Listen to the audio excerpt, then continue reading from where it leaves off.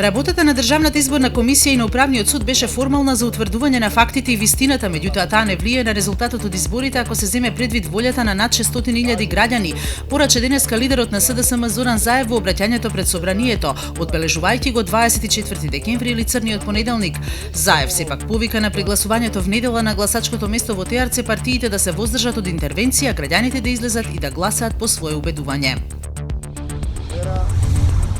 Лидерот на ДУИ Али Ахмети за утре во 13 часот закажа средба на лидерите на албанските партии во Македонија, потврди портпаролот на партијата Бујар Османи за портал МК. Се очекува на средбата да се дискутира за ситуацијата во земјата по изборите на 11 декември, по кои формирањето на новата влада зависи од обединувањето на албанските партии, објавува порталот.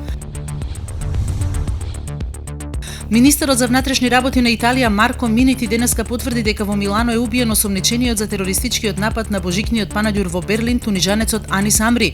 На конференцијата за новинарите тој истакна дека без трошка сомнеш тврди дека идентификуваниот Амри е истиот што во понеделникот навечер го изврши нападот во Берлин.